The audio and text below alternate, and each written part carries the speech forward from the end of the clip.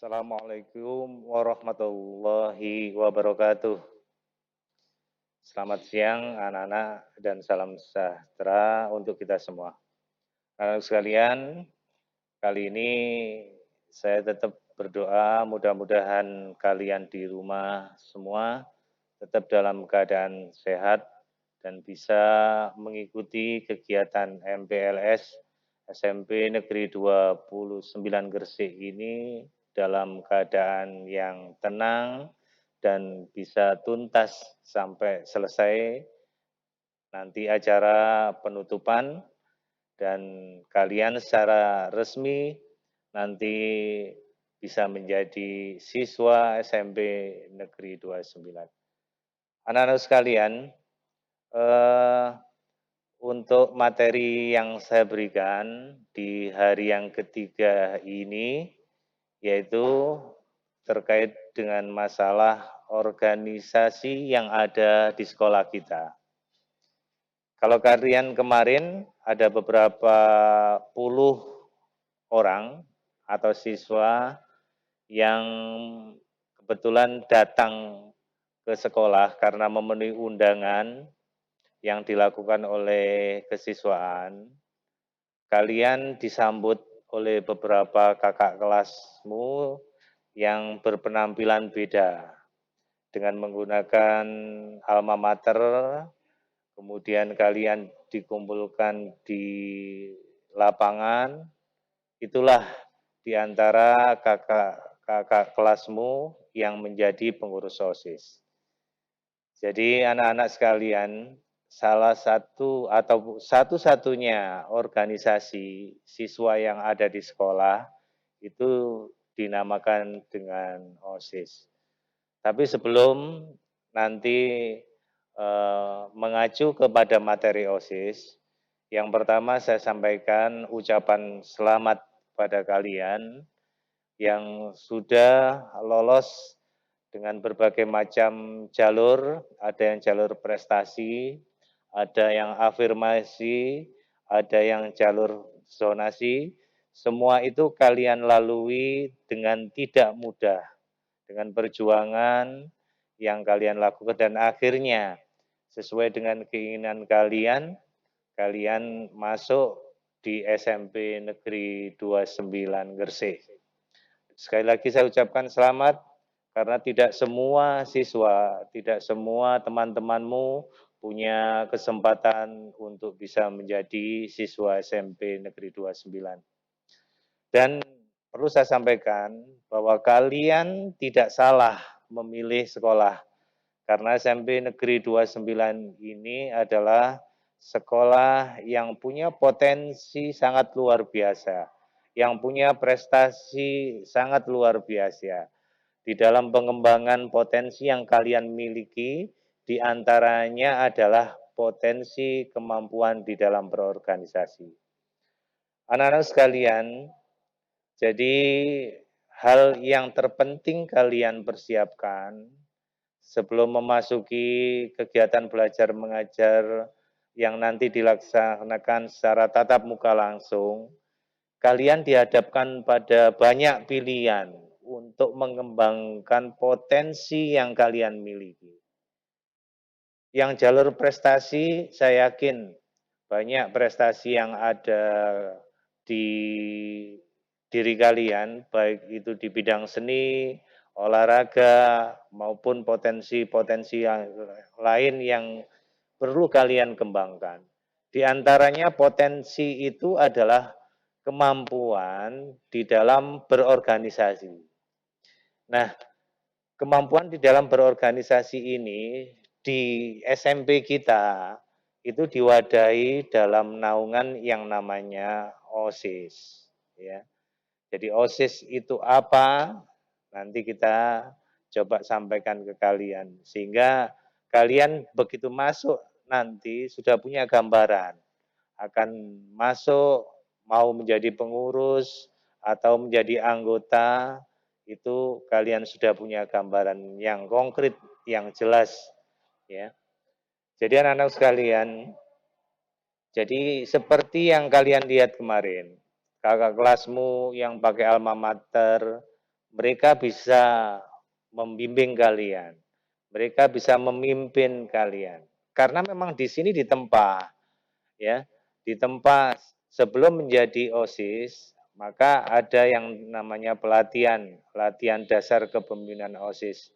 Apa yang diperlukan, kompetensi, ilmu di dalam memanage sebuah organisasi itu diberikan sebelum kalian menjadi OSIS.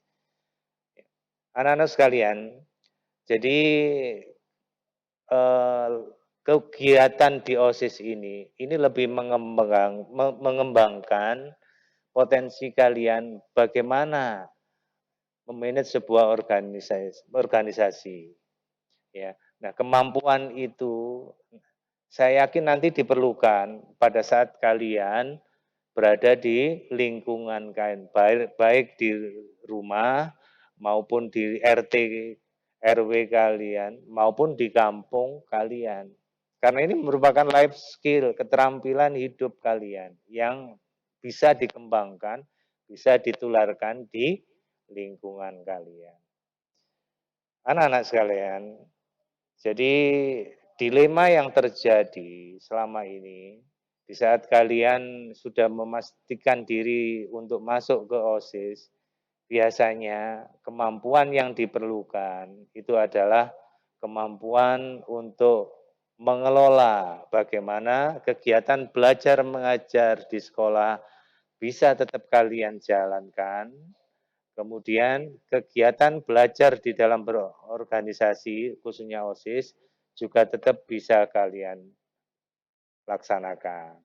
Sehingga OSIS ini tidak berpengaruh negatif terhadap prestasi akademis kalian.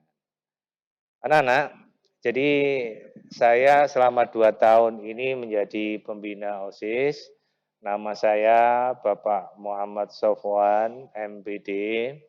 Jadi saya di sekolah ini mengajar pendidikan jasmani, olahraga, dan kesehatan.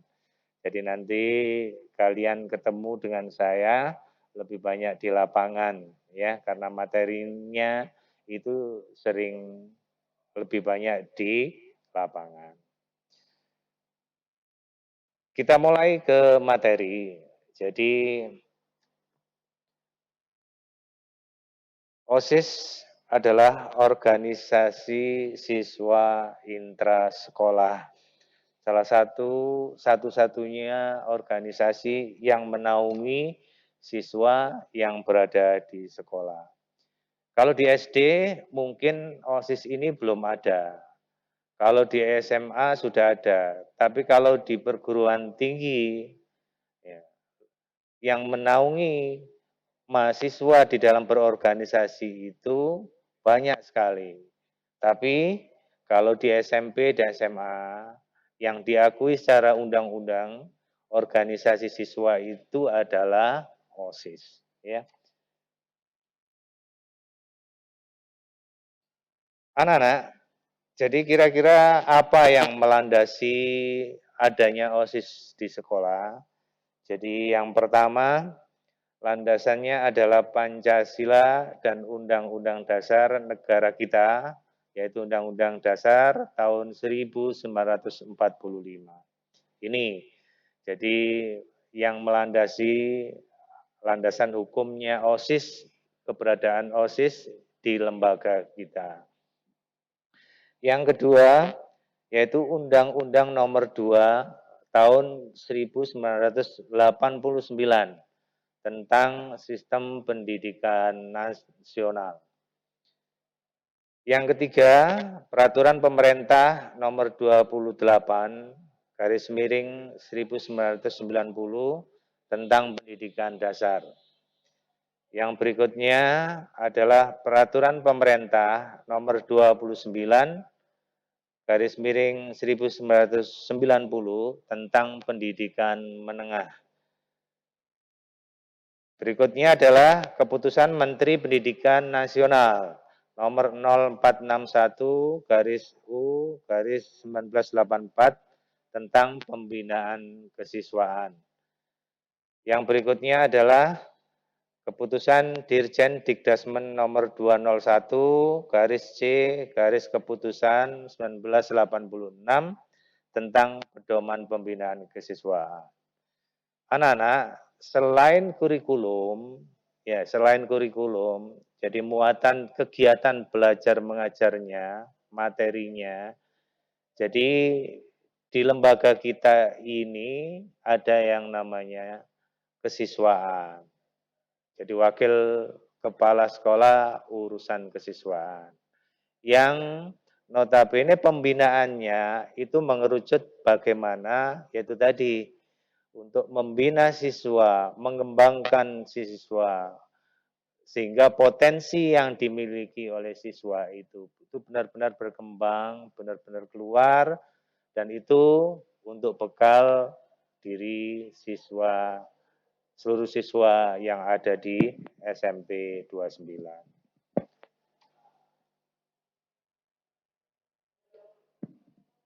Anak-anak, jadi sebelum nanti saya sampaikan tentang manfaat, fungsi, dan sebagainya, jadi kalian harus paham terkait dengan pengertian OSIS itu sendiri.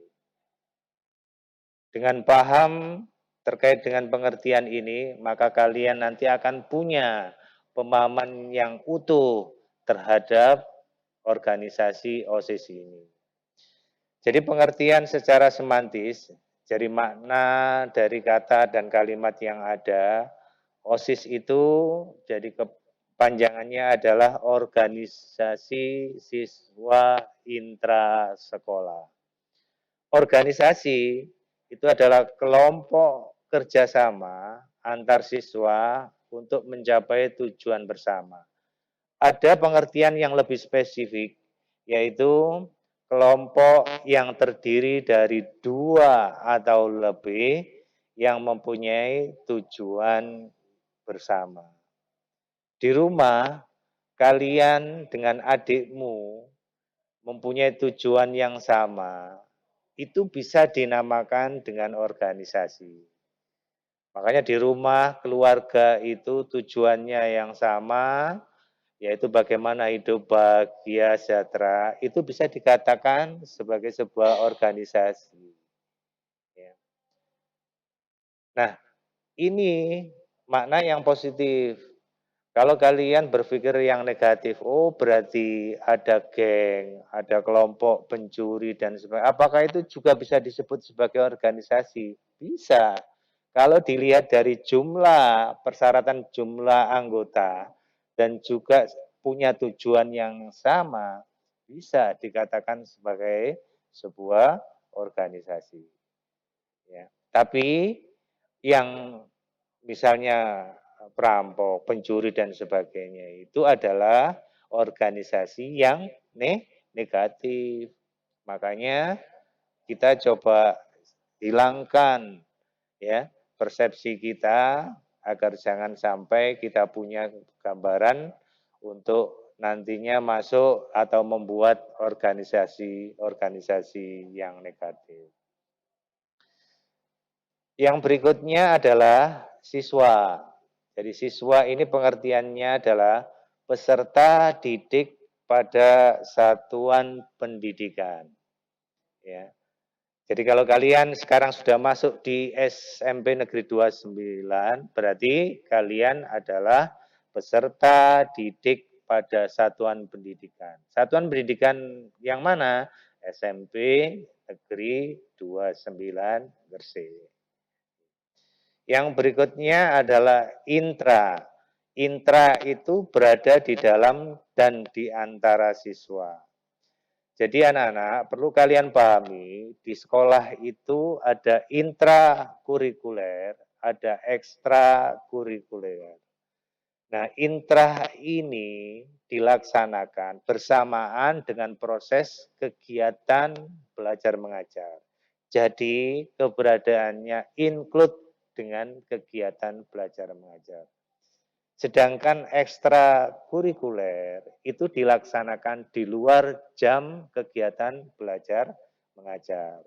Jadi misalnya KBM itu selesai pukul 14.00, ekstra dilaksanakan pukul 16, 4 sore di hari Minggu, di luar hari-hari efektif pembelajaran. Jadi kalian harus bisa membedakan mana kegiatan intrakurikuler, mana kegiatan ekstrakurikuler. Dan kegiatan OSIS ini adalah kegiatan yang masuk di dalam kegiatan intrakurikuler. Sehingga kadang kalian harus bersamaan. Mungkin kegiatan belajar mengajarmu terganggu dengan kegiatan OSIS karena memang pelaksanaannya itu bersama. Yang berikutnya adalah sekolah. Sekolah itu adalah satuan pendidikan tempat menyelenggarakan kegiatan belajar mengajar. Mana satuan pendidikan kalian? Yaitu SMP Negeri 29 Gresik. Sudah tahu semua ya? Saya yakin kalian sudah datang ke sekolah. Bagaimana lingkungan sekolah kita, bagaimana ruang belajarnya, bagaimana halamannya, bagaimana lapangan olahraganya, bagaimana tamannya, bagaimana penghijauannya. Kalian insya Allah sudah datang ke sekolah dan mengetahui. Dan karena sekolah kita ini juga sekolah adiwiyata, maka mungkin keadaannya sangat-sangat mementingkan kondisi lingkungan yang teduh, yang hijau karena banyaknya tanaman. Selanjutnya, Nana.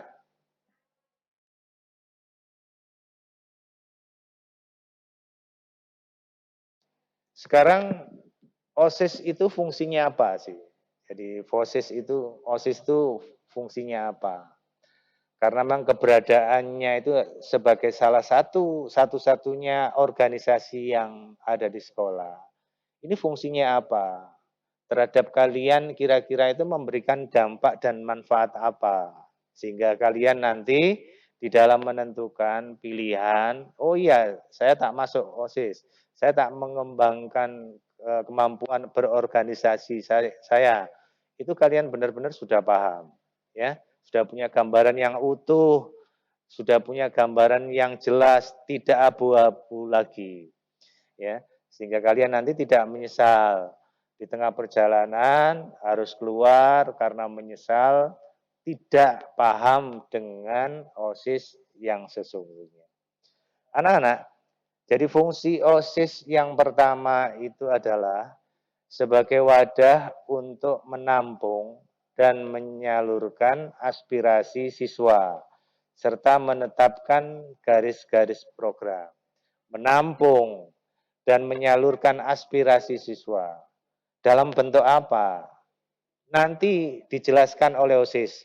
Struktur kepengurusan dan juga ada 10 seksi bidang. Nah, 10 seksi bidang itulah yang menampung dan menyalurkan aspirasi dan juga potensi kalian untuk bisa dikembangkan. Kira-kira yang punya bakat di olahraga dikembangkan di mana? Di segbid berapa? Yang kemampuan dan punya potensi untuk cinta lingkungan di segbid berapa? Yang punya kemampuan dan potensi di dalam seni itu dikembangkan di segbid berapa? Itu semuanya ada. Makanya OSIS ini adalah sebagai wadah untuk menampung dan menyalurkan aspirasi siswa. Nah, ini nanti dijabarkan oleh pengurus OSIS dalam bentuk kegiatan. Yang kegiatan itu sekali lagi menampung dan menyalurkan aspirasi dan potensi yang kalian miliki. Yang kedua, anak-anak, yaitu sebagai pelaksana kegiatan kesiswaan. Jadi kalau dilihat struktur yang ada di sekolah, di lembaga kita, kepala sekolah, kemudian ada 3 wakil kepala sekolah, Yang pertama adalah kurikulum, wakil kepala sekolah urusan kesiswaan, yang satunya adalah wakil kepala sekolah urusan humas dan sarana prasarana. Di kesiswaan ini nanti ada dua. Yang pertama adalah pembina OSIS, yang kedua adalah pembina ekstra kurikuler. Nah, untuk menerjemahkan, mewujudkan program-program kesiswaan ini biasanya dilaksanakan melalui program-program OSIS. Baik itu yang sifatnya keagamaan, sifatnya olahraga, seni, untuk jiwa patriotisme dan nasionalis, itu semua nanti yang melaksanakan kegiatan itu adalah OSIS. Yang berikutnya adalah sebagai sarana komunikasi antar siswa. Jadi ini penting sebagai wadah organisasi dengan berkumpulnya kalian, maka akan ada komunikasi yang bagus, yang sinergi. Karena OSIS itu nanti diambil dari perwakilan masing-masing kelas tiap level. Kelas 7 ada, kelas 8, nah kelas 9 saja kita batasi karena mereka sudah harus konsentrasi dengan ujian nasional. Sehingga diharapkan nanti pengurus OSIS itu dari kelas 7 dan dari kelas 8. Sementara kelas 9 sebagai pendamping kalian supaya kegiatan OSIS itu bisa berjalan dengan baik. Yang keempat, anak-anak, fungsi OSIS adalah sebagai wadah pengembangan potensi siswa. Jadi ekstrakurikuler yang ada di sekolah kita itu juga di bawah naungan OSIS.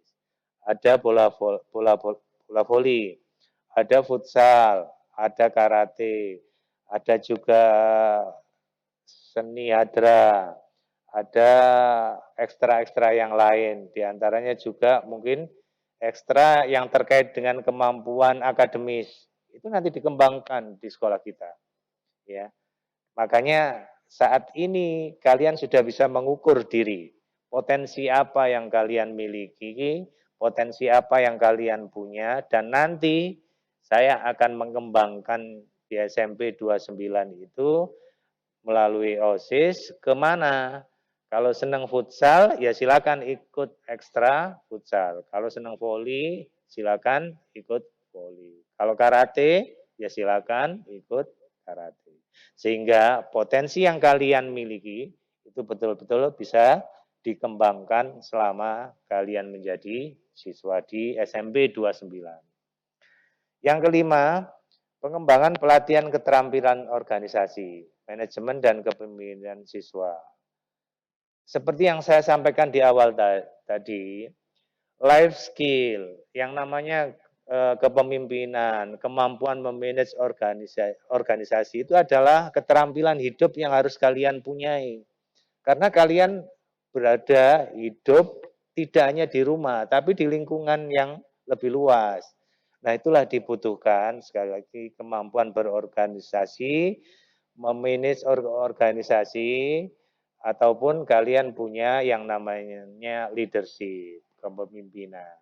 Sehingga kalian akan berguna di lingkungan keluarga, lingkungan sekitar rumah kalian, di desa, ataupun nanti kalian pada saat melanjutkan sekolah ke SMA, ke kuliah, itu potensi itu bisa dikembangkan dan sebagai modal yang sangat berharga untuk pengembangan diri kalian lebih lanjut.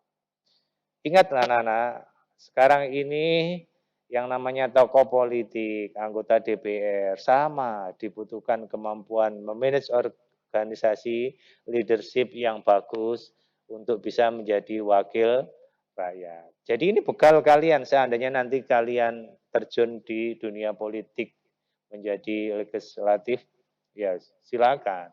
Tapi paling tidak kalian sudah punya modal dan dikembangkan mulai sekarang. Yang berikutnya, pembinaan, pengembangan, pemberdayaan, kecakapan hidup. Ini yang saya katakan ya, life skill-nya. Saya contohkan, melompat, ya, berlari, memanjat, itu ada life skill. Ya, di saat kalian dikejar sama anjing, kalian melompat ke parit. Kalau nggak bisa melompat, ya, bahaya juga kan. Makanya hal-hal yang seperti itu merupakan keterampilan hidup yang harus kalian kuasai. Di antaranya adalah kemampuan berorganisasi. Jadi ini fungsinya anak-anak ya. Saya kira kalian belum mengantuk ya. Belum mengantuk, mudah-mudahan tidak mengantuk karena kalian belajar di rumah mungkin ada yang sambil ngopi, ada sambil nyemil snack, ada sambil yang lihat TV. Mudah-mudahan ini menjadi pembeda pembelajaran kali ini di saat kalian mengikuti MPLS, masa pengenalan lingkungan sekolah kita. Ya, belum mengantuk ya? Kita lanjutkan. Jadi yang berikutnya adalah terkait dengan manfaat OSIS. Jadi manfaat OSIS ini apa? Sekali lagi, saya sampaikan struktur OSIS itu nanti ada 10 seksi bidang. Ada ketakwaan terhadap Tuhan Yang Maha Esa, ada olahraga, ada seni, ada pengembangan jiwa nasionalisme dan sebagainya. Siapa yang punya bakat di paskibraka mulai SD, kita punya tim yang sudah handal. Dan itu semua berada di naungan OSIS. Yang pertama adalah manfaatnya adalah meningkatkan nilai-nilai ketakwaan terhadap Allah Subhanahu wa taala, Tuhan Yang Maha Esa. Jadi di SMP kita itu ada masjid yang bernama Hidayatul Ilmi. Ya, pengelolaannya sangat luar biasa. Ya, kegiatan PHBI, peringatan Hari Besar Islam, itu seringkali dilaksanakan. Bahkan di kesiswaan sendiri itu nanti ada Jumat religi. Ya, Jumat religi ya, tiap 2 minggu sekali itu kalian masuk sebelum jam pertama itu ada istighosah, ada berdoa bersama dan sebagainya. Nah ini yang nanti diharapkan itu bisa meningkatkan nilai-nilai ketakwaan terhadap Allah Subhanahu wa taala. Di samping itu program OSIS-nya adalah ada sholat duha secara bergantian. Ada sholat duhur secara bergantian masing-masing kelas. Nah, ini akan dipantau oleh pengurus OSIS sekaligus pengurus Masjid Hidayatul ini. Manfaatnya apa? Sekali lagi, ya ini mengacu pada meningkatkan nilai-nilai ketakwaan terhadap Allah Subhanahu wa taala. Jelas ya anak-anak ya? Mudah-mudahan kalian sudah mulai tertarik ya, sehingga nanti begitu masuk sudah punya izin ke orang tuanya, Bu, saya bakat berorganisasi, saya nanti akan masuk OSIS, ya. Sehingga OSIS kita diisi orang-orang yang punya potensi tinggi, belajar berorganisasi, dan mumpuni di dalam berorganisasi. Yang kedua, anak-anak, yaitu meningkatkan kesadaran berbangsa, bernegara, dan cinta tanah air. Loh Pak, lewat apa? Yang pertama kedisiplinan. Di sekolah kita itu datangnya, kemarin tuh ada program yang namanya Dasem Sebel. Datang 10 menit sebelum bel. Ya. Diharapkan kalian sebelum bel 10 menit itu sudah masuk ke kelas. Sehingga kalian merasa enjoy, tidak tergesa-gesa karena terlambat. Secara mental kalian siap untuk mengikuti pelajaran. Karena apa? Di saat kalian bisa datang 10 menit sebelum bel, maka kalian memanage bagaimana bangun, sarapan, berangkat itu dengan baik. Sehingga tidak sampai terlambat ke sekolah. Yang berikutnya, setelah berdoa, kemudian ada menyanyikan lagu nasional. aku wajib nasional. Ini diantaranya untuk meningkatkan kesadaran berbangsa, bernegara, dan cinta tanah air. Di samping itu, setiap hari Senin, kalian akan mengikuti upacara bendera. Yang petugasnya nanti akan dijadwal secara bergantian. Mulai kelas 9, kelas 8, kelas 7. Atau sebaliknya, kelas 7, kelas 8, kelas 9. Ya. Jadi manfaatnya di sini, meningkatkan kesadaran berbangsa, bernegara, dan cinta tanah air. Yang ketiga, meningkatkan kepribadian dan budi pekerti luhur. Kalian akan ditanamkan bagaimana berinteraksi dengan Bapak Ibu guru, berinteraksi dengan teman-teman kalian dengan tetap mengedepankan etika sopan santun, ya. Ini yang perlu dikembangkan. Bahkan kemarin program sekolah kita itu tiap hari Rabu dalam beberapa minggu itu ada program uri-uri tradisi Jawi. Pakai batik, ngomong dengan menggunakan bahasa Jawa, kromo inggil, dan sebagainya. Ini diantaranya upaya memberikan manfaat pada kalian terkait dengan meningkatkan kepribadian dan budi pekerti luhur. Jelas ya anak-anak? Paham nggak? Saya pikir karena anak-anak yang masuk ke SMP 29 tahun ini adalah anak-anak yang punya potensi hebat, luar biasa, makanya saya yakin kalian cepat bisa menangkap materi yang saya berikan.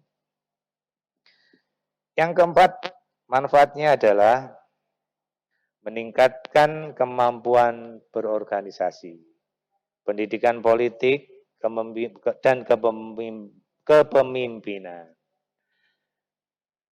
Organisasi kelas nanti juga akan dibentuk. Ada wali kelas, ada ketua kelas, ada sekretaris, ada bendara kelas, ada jadwal piket, ada yang jadwal kebersihan dan sebagainya. Nah ini adalah upaya dan manfaat yang akan kalian terima saat kalian aktif di dalam berorganisasi. Ya, khususnya mengikuti kegiatan OSIS. Jadi yang seperti saya sampaikan, kelas ini jumlahnya nanti 32. Diperlukan kemampuan di dalam mengelola organisasi kelas. Yang menjadi ketua kelas, bagaimana memanage agar teman-temannya bisa melaksanakan tugas dan kewajibannya sesuai dengan yang diprogramkan di kelas itu. Ini penting kemampuan berorganisasi. Ya, bagi mereka yang punya yang kesempatan untuk menjadi ketua kelas, nah kemampuan berorganisasi ini penting, harus dan wajib dikuasai. Yang berikutnya adalah pendidikan politik. Tadi saya singgung ya, seandainya ke depan kalian punya keinginan untuk menjadi anggota dewan, terjun di kancah politik, kalau bekal organisasinya bagus, saya yakin itu akan menjadikan kalian sebagai politikus yang handal, ya, tidak hanya politikus yang abal-abal. Jelas ya anak-anak? Nah itu semua sekali lagi diperlukan yang namanya leadership kepemimpinan. Penting ya untuk memimpin sebuah organisasi kecil, organisasi besar, semuanya diperlukan yang namanya leadership. Yang kelima, Nana, meningkatkan keterampilan, kemandirian, dan percaya diri. Ya. Keterampilan apa? Ya, skill kalian di bidang apapun. Kemampuan organisasi, kemampuan di olahraga, di seni. Nah, ini yang ditingkatkan keterampilannya. Kemandirian, ya jelas. Dengan kalian mengikuti organisasi OSIS, kalian ditempa untuk bisa mandiri, melaksanakan kegiatan dengan planning, analisis, kemudian pelaksanaan yang bagus, mengevaluasi, tentunya kalian akan didampingi oleh pembina OSIS yang bisa kalian butuhkan di saat kalian menemui hambatan dan kendala di lapangan di dalam melaksanakan sebuah kegiatan. Yang berikutnya adalah percaya diri. Ini penting. Kalian sudah bisa lihat kan bagaimana kakak kelasmu menyiapkan kalian, membriefing kalian, kemudian memberikan perintah kalian. Mereka udah punya kemandirian untuk itu. Kemarin yang masuk ya, bagaimana kalian ditata, dikasih pengarahan sama kakak kelasmu, bukunya bagaimana ngambilnya, apa saja yang harus dilakukan. Dan itu sekali lagi membuat kalian percaya diri. Yang berikutnya adalah meningkatkan kesegaran jasmani dan rohani. Ada program yang dilaksanakan yaitu Jumat Sehat. Jumat Sehat ini tidak lain diperuntukkan untuk seluruh siswa agar tetap menjaga kesehatan. Apalagi di masa pandemi seperti ini. Saya yakin kalian mulai di SD itu sudah dibekali oleh guru-guru yang ada di SD bagaimana bersikap, berperilaku yang sehat. Bagaimana kalian punya kebiasaan yang sehat. Dan itu sangat diperlukan pada saat pandemi seperti ini. Bagaimana kalian keluar pakai masker, kemudian sering-sering cuci tangan dengan menggunakan sabun, air mengalir, bagaimana cara mencuci tangannya, ya. Semua sudah diajarkan. Dan ini sekali lagi diharapkan akan meningkatkan kesegaran jasmani kalian. Di samping nanti kalian juga akan mengikuti kegiatan belajar mengajar mata pelajaran PJOK, Pendidikan Jasmani, Olahraga, dan Kesehatan. Yang berikutnya adalah yang ketujuh, menghargai dan mewujudkan nilai-nilai seni serta meningkatkan kreasi seni. Ya. Anak-anak, manusia itu dibagi menjadi otak kanan dan otak kiri.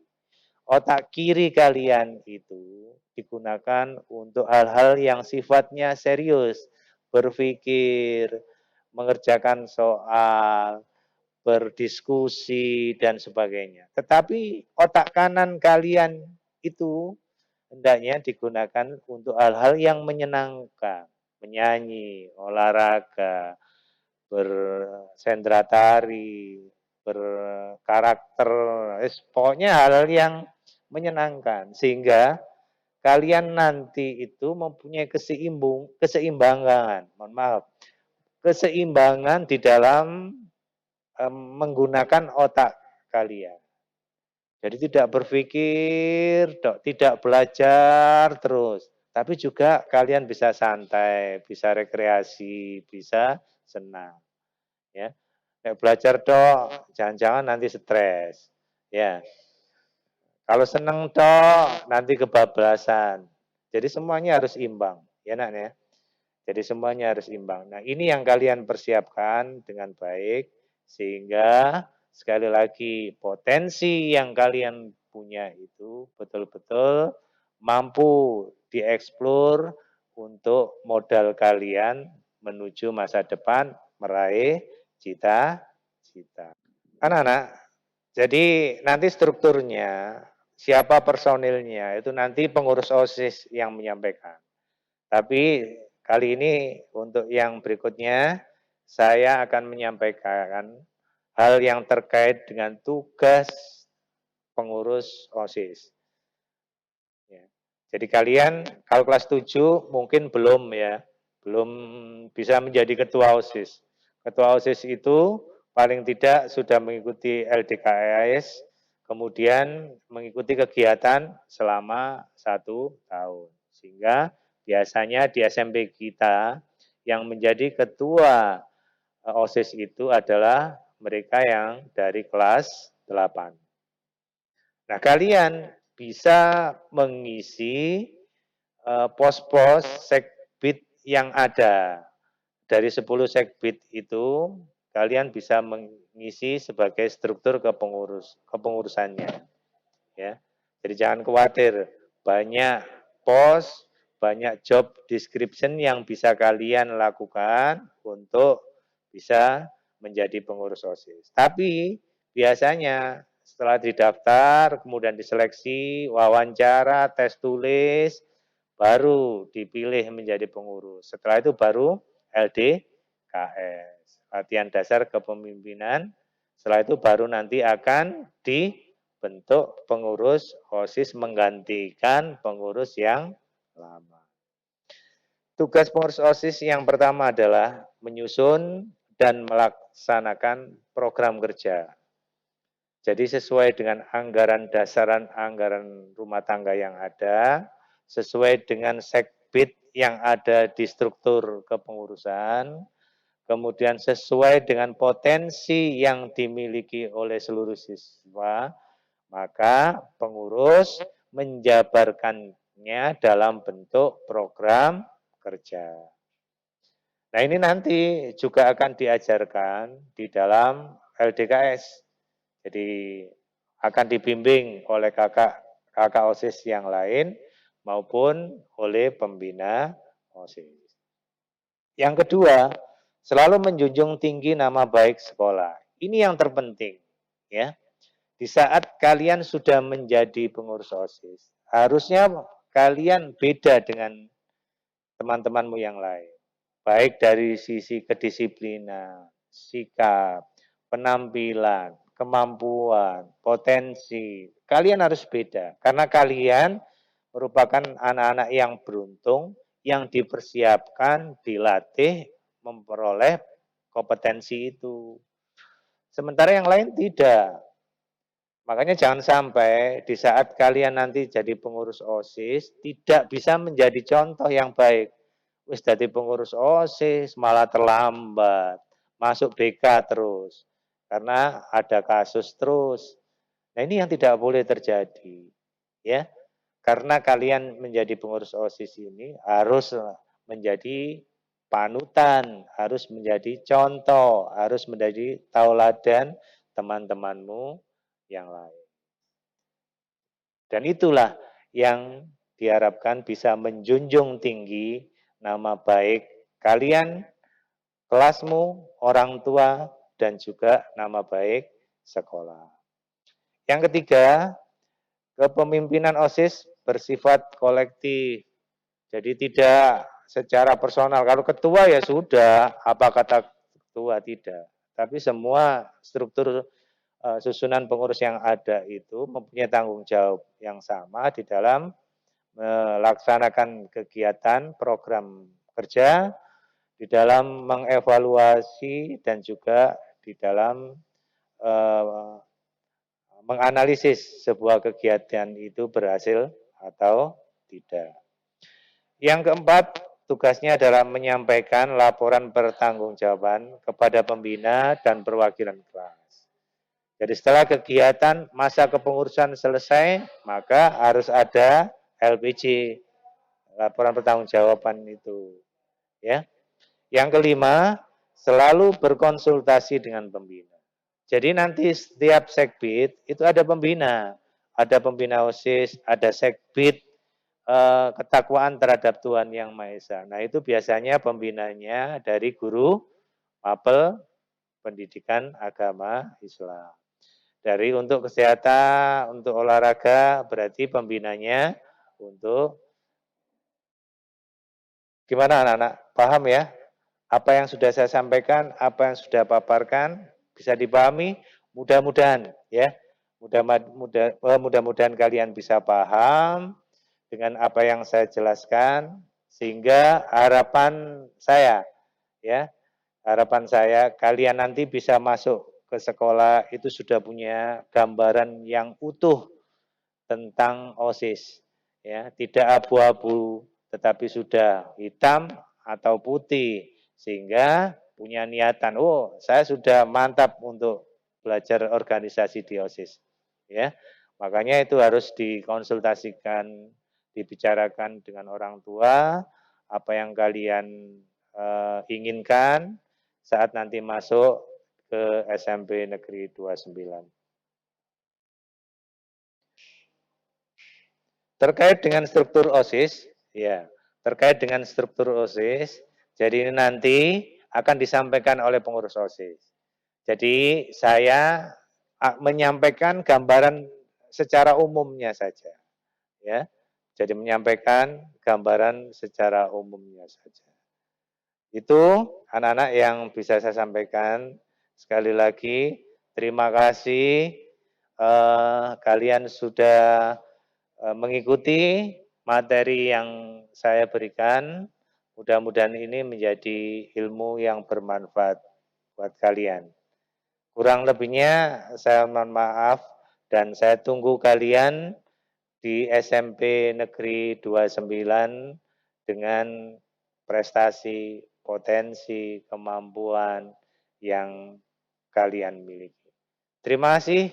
Kurang lebihnya saya mohon maaf. Wabillahi taufik wal hidayah. Waridho wal inayah. Assalamualaikum warahmatullahi wabarakatuh.